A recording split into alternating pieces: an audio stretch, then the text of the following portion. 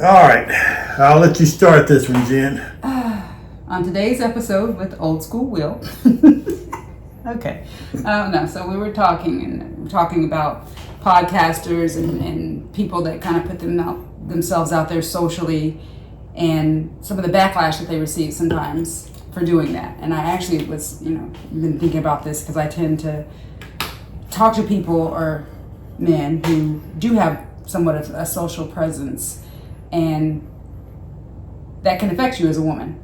If a man is to do a video and the video is giving another woman flowers on a topic, and that's the saying nowadays, Dad, to give somebody flowers. So if you're kind of telling someone what a great job they're doing, or hey, I liked what you did with such and such, you're giving it, instead of waiting until someone's dead to give them flowers, because we did that in life for far too long. Now you do it when someone's alive. So that's just a euphemism that the young folks are using nowadays.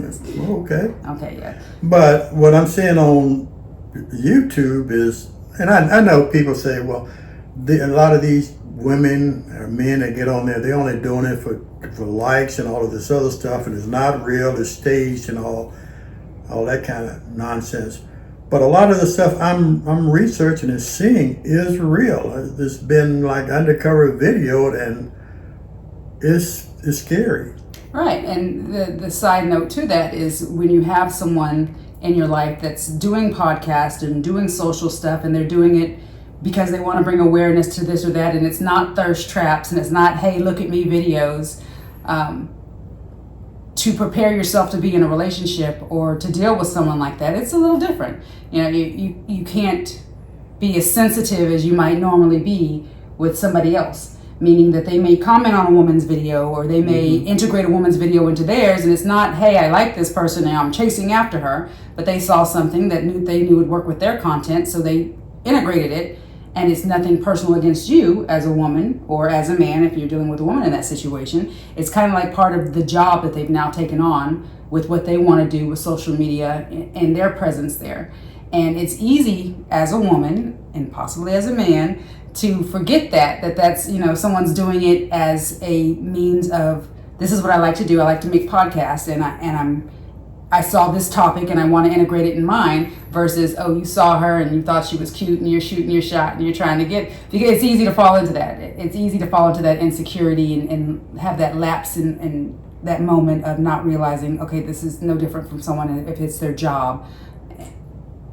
And I say that not for the people that do use it to, hey, let me slide in the DMs or let me comment on it. It's different if it's done respectfully and it's done to boost your platform and to bring awareness to something. There's a difference in what we do socially when we do it professionally and when we do it personally. And if someone's trying to do it professionally and you're their partner or their friend or somebody dealing with them in that realm of their business, you have to remember that. You have to separate that from your personal side and let that be their business side, especially if they're not doing anything to show you that they're being sneaky or doing nefarious stuff that they shouldn't be doing. Right. Remembering, and it's easy. It's easy to get caught up in the emotion. I mean, nobody likes to see somebody.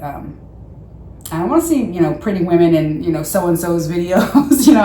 I don't want to see those interactions. But that's business, especially you're with people that look a certain way, generate a certain amount of views and looks, and people with a certain content of this that generate with that. So remembering that it's not personal. It's sometimes hard.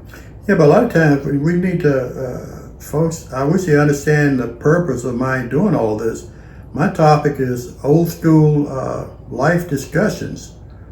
And if you forget why I'm doing this, then we're going in the wrong direction, because I wanted to discuss things that people just don't talk about between the generations, between my generation and today's generation. And I'm just trying to make those that are listening aware of that. And trust me, I found out that's pretty hard to do. Very hard to do. Everybody's in their own little world. Men are doing their things and women are doing their things, and now everybody's mad at everybody, and mad at the people that are trying to straighten them out and let them know that, hey, y'all are going in the wrong direction here. Yeah, and you're bridging a gap, and providing information to some people in a way that they wouldn't see it before. You found the humor side of doing it, right. and the quick clips of what's catchy. I mean, you definitely caught on to the podcast game. You caught on quickly. Well, I have to thank you for that, nah. because no. Say more. No. Hey guys, if it wasn't, I'm gonna be honest. Well, not that I haven't been honest, but if it wasn't for my daughter and a few select other friends, I wouldn't be doing this. Mm-hmm. They inspired me to kind of get involved, and because I ain't got no job, so this is basically something that fulfills me, as far as thumbing through TikTok, Instagram, and all these other nonsense places, Facebook, and seeing what everybody is doing. I'm learning how to distinguish reality from the fiction, and I focus more on the reality part than I do these individuals that are out there trying to get their likes and clicks and shares and all that other nonsense to try to. I had to ask my daughter, what is monetization? What was all that about? I had no idea. Yeah. Oh, by the way, we have reached 150,000 views and close to 500 subscribers. Okay, congratulations! You're doing awesome. That's not bad for less than a year's time on this You're podcast. awesome.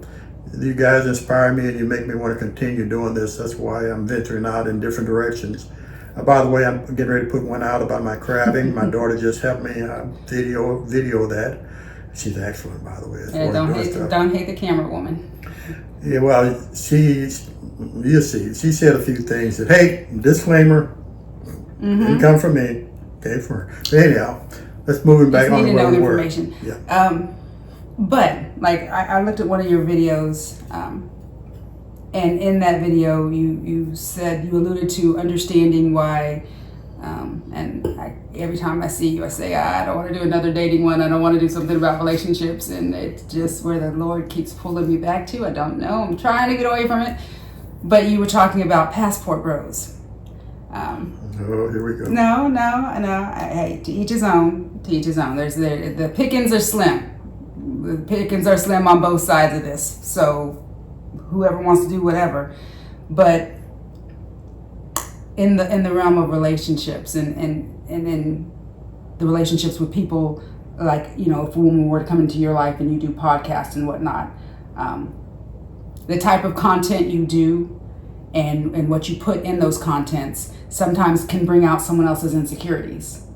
As I look at, could I date somebody that has a social media presence? Do I have that strong, not backbone, but am I secure enough to entrust enough that this person is going to be the person that they were before they got into that presence, and stay even keel and not betray me by what comes with being on social media. Right. I'm hoping for you, your social media presence will reel somebody in. Yeah. Well, yeah. And you end up with, a partner that you didn't expect. Anything in life is possible. I've come to understand that. But as far as my daughter, good things are coming her way, whether she realizes or not. But now let's get back to you. No, that's what I'm getting ready to do. Okay, I apologize. Keep going. I was about to say it, but as far as me,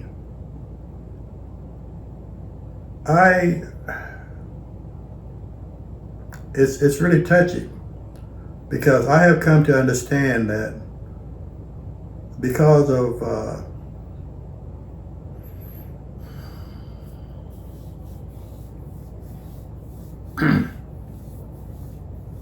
because of who I've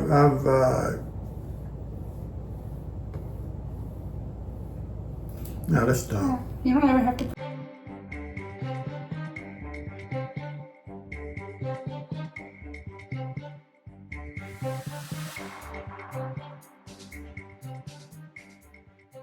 Okay, guys, we're back. I'm sorry, that was a really touchy moment for me.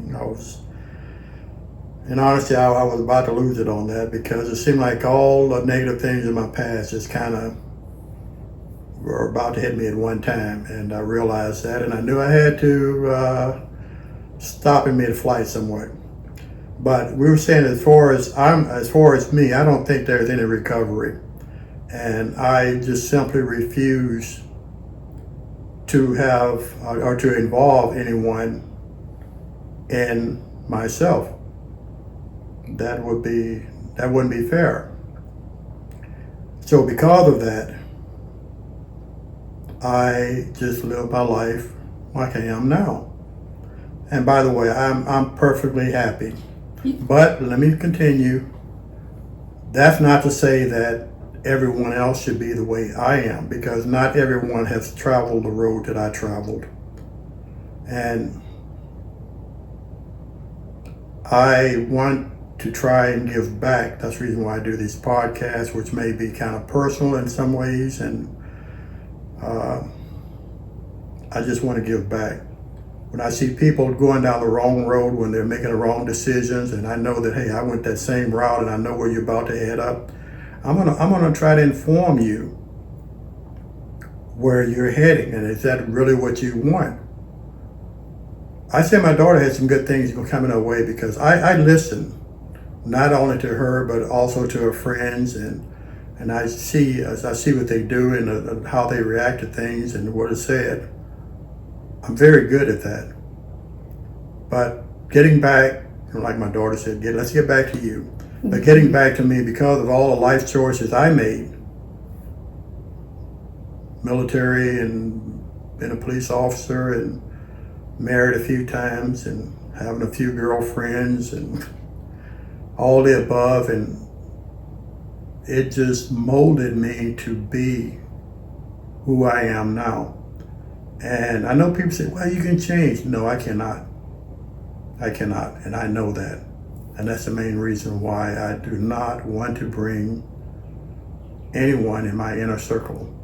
But you're not so ornery that someone couldn't deal with you as you are. I No. mean, you're not like an ornery, grumpy old man. No. I'm nowhere close to that. I mean, I love having friends over and, having a good time playing cards, going out there watching the seagulls and all that good stuff. I love that. That's me. Even with your baggage, I don't, just as a woman, I try to remove myself from the daughter aspect, but just look outside looking in, even with your baggage, you're not so, I don't like this word, my therapist doesn't like this word, but you're not so damaged that somebody else wouldn't want to be around you full time. But that's like the person on the outside looking in. Me on the inside, I know how damaged I am. And I refuse to let anyone get involved with all that damage I have, because it's not fair to them. And honestly, it wouldn't be fair to me, because I will always be looking over my shoulder and questioning and wondering, and my mind goes a million miles a minute. Whether I'm asleep or whether I'm awake, it continues to function. And as I keep saying, it's not fair, and I won't allow it. I just won't allow it. Well, that bites. But that's not to say that that's just will, old school will. That's me, not anyone else. Outside looking in, before the pause, before you had to go away and come back, it was as if the conversation were going in a different direction. And you took the pause so you could disconnect and disengage with what you were feeling and come back with your mask on and be stoic and be truthful in your matter-of-factness, but disconnect from the emotional of where you were going, which may have had a slightly different answer, just outside looking in. Now, I've only done a few months of therapy. I'm not trying to be your therapist, but I have the wonderful ability of disconnecting and disengaging from things, and I discuss that with my therapist. I wonder where you got that see from. now where, Dr. But yeah, and I know you did it too. I've noticed that with a few people that I know, that when you get too close to something, you will shut it off. And you're really, really smooth with how you then steer the conversation a little differently, so the other person wouldn't notice if they weren't paying attention to it. You still stay somewhat on subject, but you steer it away from what you are emotionally feeling so you can disengage. And then most people wouldn't notice it. I'm not most people. So Cool story, bro, as Elijah or the kids would tell me, but I'm not buying it. And it's okay if it is the truth that you want to gear yourself to live in, but I don't buy it. This is almost like a battle of the therapists. Yeah, I think my therapist would be very proud of me. And I think my daughter knows me too well. But I know people worry about me and are concerned about me, but I'm fine. I know you're fine. I'm You fine. have found something that fulfills you, that brings you joy. I know, because we talk and I give you topics, and then I look up on your YouTube and my topic is up there, and I know you are enjoying yourself. I know how much more you could be enjoying yourself, is all I'm saying.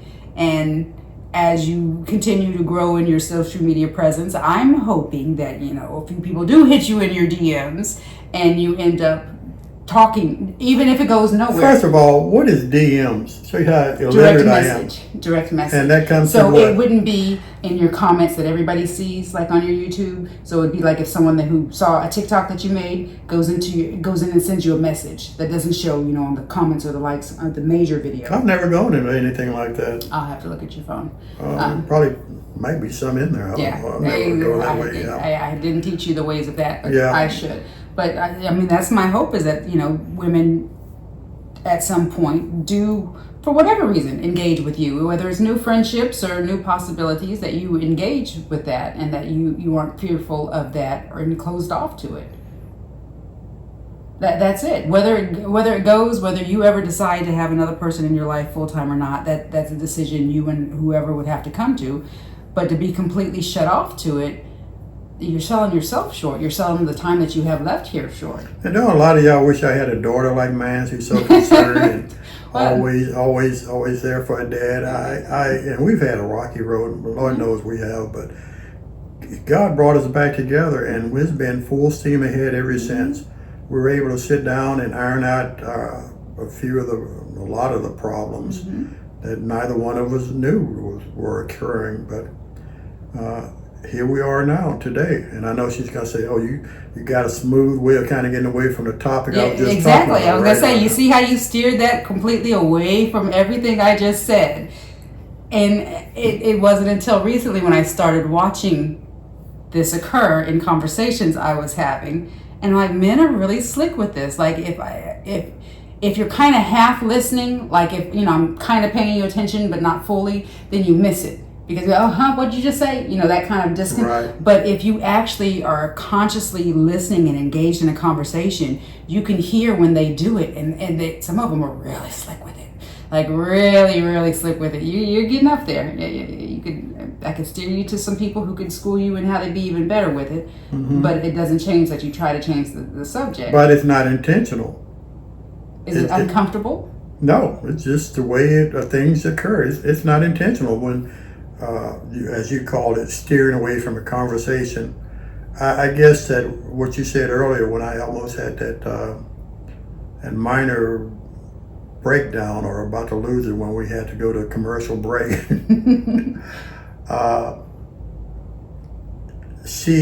My daughter recognized that. And let me ask you something. How many women would actually recognize that in their man or the person they're married to? Because if you don't listen with intensity like my daughter does when she's talking with me or listening to me, this is one of the major problems that we're having today. Men pick up on when women are actually listening to them. They know. And when the conversation is 90% about the woman and 10% about the man, you think that man don't pick up on that? You're not concerned about me? You don't care about me? Why is everything it's in your arena, and we're not trying to get to the root of what the problems are? Okay, tell your future girlfriend whatever else she needs to know. So he wants you to listen with intention. There won't be a future girlfriend, first of all. No, that's and that's where I think my daughter's really missing a point, because I've done a lot of soul searching, and I'm talking about soul searching. And I know, if I don't know anybody, I know me. And at times, I think I'm a good person from what I've gone through. the things I've seen and things I've had to do in my careers and being in the military and all that stuff. I think God brought me through all that, all those storms, and here I am on the other side of it. I can tackle anything. I'm not gonna say I'm gonna be I'm gonna come out on top, but I can tackle anything, and I know that, and that's through His help. But I know in my heart that I cannot go that route again after so many agains. You got the flow. I got a question, because I'm glad you brought up God. Would you ever intentionally not follow His plan? Not intentionally, no. Okay. Do you think, or does it state, I'm not well versed in the Bible, I do believe in God, but I'm not well versed in the Bible. I'm spiritual, not religious. I don't follow religion. That He intended for you to be solo in this life. No, I don't. No, God didn't intend for me to be solo. These are decisions I made. So your decisions supersede His desires for your life. Evidently, they do. Well, I'll admit that. But yet it's still, and it's a battle. It's a constant battle within my mind as far as, well, should I or shouldn't I? It's a constant battle. I can't say one way or another, but I know it's a decision that only I can make. But at this point in time, and I know I'm getting way up there in age. Can you tell with all the gray hairs? I'm letting the beard grow, like a mustache and all that stuff. I told you let it grow. Right here.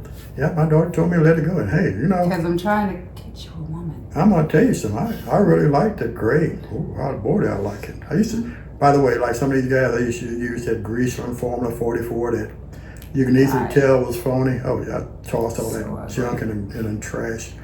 And God gave me every one of these gray hairs, and I'm going to show every one of them off to you. See what God gave you? What are you going to do when God gives you a good partner? Ooh.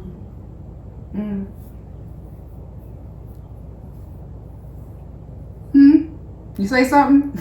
You ready to come down now? What, you trying to get him to take me already? No. You ready to come down off your perch on that one? Yeah, right. But, I mean, if you're following His word, I can resign myself to being alone. I don't think that's the plan that He has. If I were more versed in the Bible, maybe I would know where it says everybody take. I know a man who finds a good woman, good spouse. This is one I should know. Yeah, I know where I'm going with that, but I don't know the verse. A man who finds a good wife finds a good thing. It would come to me. So in that alone, there is some intent for a man to find a good wife to find a good thing. So again, would you follow your plan or His plan? I know the stubbornness of will. That's me. And although that's a hard thing to answer because I really don't know. So you don't have to, you don't have to know. But soften yourself to the possibility. Instead of being completely closed off to it, no way, no how, I'm not going to let it happen. Be okay, maybe. I'm not looking for it. I'm not actively working towards it. I'm not seeking it, but maybe. Just the maybe to start shifting your heart and your mindset towards it. It's not saying I do tomorrow. It's not even saying go on a date tomorrow, but maybe. Maybe if a woman engaged in a conversation about something that I found really to be appealing and engaging, we could have another conversation. Maybe. And there's nothing wrong with that maybe. Just it's better than being completely closed off and shut down within your heart to something. And for the reasons of past traumas. You're not going to get any of that back. You're not going to like my answer, but... It's not maybe. It's not maybe. It is not maybe. I'll keep working. God, give me strength. And I'll keep... denying. No. Oh, look, see, you bring to life what we are up against. Like, this is not you and I, obviously. It's father-daughter, but what some women are up against when dealing with good men who are closed off See, the same way that, and just quick, going somewhere else, the same way that fathers being removed from the household started a trickle-down effect, and it then changed how we ended up and how we are and where we are now in this country and in society. The same way that it changed how single moms raising sons and how boys would progress or regress depending on who you're asking and their positions and their stats. The same way that the hurt and the damage that some of our elders felt and feel, how it has changed your mindset and changed your views. Now you're on a public platform and you have those views. What do you think that does to some mindsets of even younger people who have experienced minor stuff, not even to the level that you've experienced? Yeah, but I think that, like on my part, I bring this out because I would like for people to understand that what you do or what you say today will affect you or that other person the rest of your life. Mm-hmm. Even when you get to my age, I can remember back my first day of dating and the things that transpired from that point forward, whether positive or negative. You never forget. But if you don't learn, well, I guess that what I'm about to say is a true statement. If you don't learn from your past, you're destined to repeat it. And I repeated mine too many times where I've at the point now that I will not allow. So you don't trust yourself to have learned your lesson yet? Oh, I trust myself, yeah. Okay, so if you trust yourself to not repeat, to see those signs, to remove yourself from something that you shouldn't be involved in, why aren't you willing to even let no become a maybe? Because there's no desire anymore. Ah. There's no desire within me. I mean, as far as socializing and having fun with my friends and neighbors, yeah, I'm all for that. But as far as anything after that point, there's no desire there whatsoever. See, that's interesting to hear. That alone would make me say to the men my age and younger to fix the ailments now, so that you don't do 30, 40, 50 years by yourself because you're just resigned to, I'm good now, but I'm not going to put my toe in the pool whatsoever. That is so true. That is a very true statement. And it's actually sad to hear that, I throw in the towel. I learned my lesson. I know better, but I'm so far in the game, I'm just not going to do it anymore. I've asked the Lord, why am I the way I am now? And He has shown me the ills of my past that helped cause and create this problem. And just like Jen just said, on you younger guys, if you don't correct these problems now, you're going to be another old school Will, whether you accept it or not. Because with you, the desire will not be there. I don't give a care how the other part might look or how rich they are or any of this. None of that matters. It matters not. And yeah, it's sad, but it's reality. And it's a reality that I can't shake. And I don't even think there's a therapist out there. Matter of fact, I would probably wind up schooling the therapist because these are some things that they have probably never discussed, especially the part about the desire. Because when that desire is gone, it's gone. So if you look back at when marriages ended and when you kind of stopped dating, if you had addressed the hardening of your heart previously, when would that have been? Like around what age in your singleness? You've been single for a while now. When would you have addressed that if you wanted to remain open to possibly finding a relationship later on? Probably after my first marriage. And then it just went downhill from that point. Because the things that I tried to address weren't even listened to. I remember I told the people that I were involved with, and I want you to listen to this real closely and intently. I told them, I said, one of the worst things that you can let Will Smith do is to shut down. Because when I shut down, when I stop talking, when I stop interacting, it's over. And in all of those situations, the end result was the same. Because when you don't listen to your spouse, that person picks up on that and they start resigning from the interaction, from the situation. And that's what occurred in mine. It's not the fact of me just always reminiscing and harping on the past. It's like you program a computer to do something one way. That computer's going to continue doing that until the program is changed. But in my situation, there's no change in that program. The desire, the program is gone. It's not there anymore. So if you could go back, would you have done like marriage counseling and therapy with your partner in the beginning? Would you have done something to have made it to where the road would have been easier or different or change? Is there, looking back, if you could have done more to fix, if you wanted to even stay there, what would you have implemented? What would you have changed? What would have been the different routines or habits that developed in that relationship to have make it? You know, in my day coming up, we didn't have things like counselors like you guys have, this generation has today.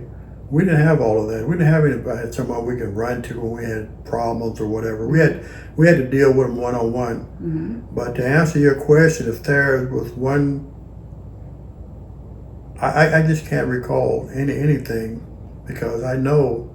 No, not if you were still in that time period. Now that we have all this availability, you know, your pre-marriage counseling, your marriage counseling, if you're having problems, your date night, you know, something that people, and y'all probably did it then, but now it's more of a big thing that you need to keep dating your person. You know, the little ideas that we hear now, if you could have worked one of those in, would you have done it? Would you do it? Like if you were talking to younger people now getting married, if I were getting married tomorrow and you're sitting down talking with my partner and myself, what would you tell us to benefit us to where we don't shut down, we don't, you know, have this lapse in communication to where it does stay a healthy, fruitful marriage? What would you recommend from what you've learned? What I would recommend is to ask yourself one question: where are you going in with this life? Who do you want in your life? How are you going to keep that person in your life? And if you don't have a game plan as far as maintaining and keeping that relationship together, what's the purpose? Right. What's the purpose? Right. I see a lot of guys dropping out of the marriage scene or not even thinking about getting married or not even dating anymore. This is just how bad it has gotten. The devil has really been working. Boy, he has been working triple overtime, and he's doing a very, very successful job of it. But if you don't know what you want, and that person don't know what they want, then how do you expect the two of you to get together and have what you both need? Right. You don't. Communication. Communication. But one thing in a relationship you should never, ever, ever do is allow your spouse to stop talking. Because what you're doing is he or she is shutting down. Right. And there's no recovery from that. Right. And if you get married a second or third time, and the same thing occurs in those relationships, there's definitely no way of turning around. Right. And other things that compound a situation, like, you know, being drafted or being in work that most people don't see the end result of, all of that is stacked on top of the pile.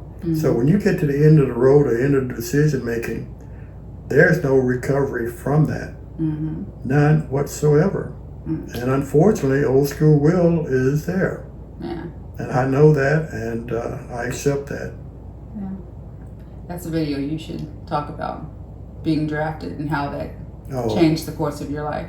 I mean, because obviously at this state of the world, it's not happening here yet, but if it were to happen again, you know, for the people that are alive that went through that, of the suddenly you have no choice, we're pulling names and numbers, and if we say you go, that change the course of your life of what was prior to that date, and wherever you should do a video and discuss. It definitely changes your life, whether you go into combat or not. Yeah. It's the idea, and I know most people don't know what draft is, but in my day, there was a draft. Where you didn't have a decision. You got a letter in the mail, and it said, "Hey, you're the next one in line," and you had to drop everything in your life to go into the unknown. Which you didn't sign up to do. It's not Didn't as sign if you up, said, no. "Hey, I want to be in the Army later." It's the Army said, "Hey, you're coming now." And what was your first war? Vietnam era. So there's a lot of history and a tons lot of history. of emotion and intellect And that you could share. Oh yeah, and that's one thing that really kind of chaps me in a different direction, is that your older people out there have so much in them as far as knowledge and skills, and this generation and the generation prior to it, they just brush that aside like it's nothing. Well, because a lot of older people don't share. A lot of older people are closed off. The way y'all were raised, and Well, can I stop you right there? Right. You said older people don't share, but how many of the new generation ever asked? where would they have learned that from? All the stuff they're seeing on television and social media and all. The way that I act and interact is by what I've seen. So when it comes to why don't you come to see your grandparent, or why don't you make this phone call or do this, there's certain parts that are my responsibility that I learn as a person, as an adult, that this is just a responsibility. There are other things that these are the patterns of my life and how I learn to interact with such and such and do such and such. Right. So when it comes to older people sharing, if someone never had an older person that they could talk to, they never had a grandma that they went over to and was just free, someone that they could sit on the couch and talk to and hear the stories. But if grandma was closed off, or they never visited, or not, it never was a part of their life to go and even seek that information. So you being as you are, putting yourself out there, being like an older grandparent, great grandparent for the littles, Right. younger folks, is awesome. Because a lot of people didn't have that. It's not why don't they go and seek, okay, well, what was the habits, what did they learn? They may have learned that avenue was a closed avenue. Don't ask grandma nothing. Grandma's a little off in the head. She likes her quiet time, or just over here because we needed to show up because it was, Mother's Day or whatever holiday. So it's not that, and I don't like the excuse for young people. Can I ask you something? When you come over here to see me, I think you learn something new every time you come over here about me. And why is that? It's because you ask. Sometimes we stumbled into a conversation, just like we stumbled into this video. It wasn't intentional, by the way. Yeah, no, I was like, get out your phone. Get out your phone. We need to record this. Yeah. That's because one thing my daughter and I have learned that we didn't have in the past is we learn to talk to each other. We learn to communicate. We're now learning to share what's inside of us, and it's making us stronger by doing that. One of the greatest things that I have in the week time is my daughter texts me or calls me, and next thing we know, we've been on the phone an hour. Whoa, hey, don't you have to get back to work or something? I work remotely. It's a wonderful thing. Oh, yeah, that's and I have no job, so I ain't got no beautiful. job yet, by the way. I like saying that too, folks. Gotta have a shirt made up. I ain't got no. Jim, would you do that? Yeah, you actually could. I ain't got no job. Yeah, No, you could, and then you wear that in your podcast, and you could actually merchandise that and monetize off of it. That's a whole different discussion. Well, you and I, we have to talk about that, because I don't know what you're talking about. You're talking about the But monetization and all we that. communicate not just because it's what we needed to do. In our past, we've learned what happens when we don't communicate with people. So true. So we are two individuals who have actually learned from our past and what shutdowns can do to us and to the people around us, and we work in our relationship to not let that be a part of the current. And I'm working on that with other people as well. But you said one thing that was very important there. You said we as two people learn. But when you have one person that's constantly trying to get the other side to open up and they don't open up, it's destined for failure because it's not going to work. True. It's a give and take type situation because I want to share. I want to be who God wanted me to be. I want to be able to brighten another person's life and make them a little bit better than what they were. That's what my destiny in life appears to be now, and I love it. It sounds like that sounds like it should be on your dating profile. Just throwing that out there because it was like perfect. Like, huh? Okay, I think we've been on here. I'm just gonna make you a page and I'll tell you about it, and then I'll just send you screenshots of the messages from women so you can pick who you want to talk to. No. Now, that would be an interesting podcast series. That would be so much fun. Oh, that's another thing. I feel that, and a lot of people say, "Oh, no, you're wrong." I feel I'm too old to date, to be honest with you. No. And no, I seriously, and inside me, I do feel that. That's why, another reason why I just don't. I don't go that avenue. You're not too old to date. Nah. By any means. That's the way I feel. No. Because I can't even say if you were immobile or no. No, until you're in the far from ground, immobile. you're not too old to date. That's the world we live in. You're not too old to date. But anyhow, I think that we kind of been here a little while, and I got to figure out how I'm going to edit this and cut some of the parts out. And then again, little snippets. I might leave it as is, like I do on most of mine. Give people actually go through the entire hour of listening. But I just love it when my daughter comes over here and we just sit down and just speak from the heart. It's not scripted or thought about or none of that. It just flows outward. But anyhow, if you enjoyed or you felt like you kind of picked up on anything on our discussion, just write it in the comment section there below, wherever it is. It's on there somewhere. You can find it, and let us know. And if you're a single woman of a certain age and you can find his DMs, hit him up. I don't think so. You're welcome. Anyway, with all that being said, from the bottom of our hearts, from my daughter Jennifer. And Old School Will, we want to thank you again if you made it to this point of this podcast. With all that being said, thanks again. And happy Father's Day. Oh yeah, and happy Father's Day, all you guys out there. Yeah, give your you kids, give your dad a call. And if he's not around, go by and visit him wherever he's at. Definitely. All right, surprise him. Yeah.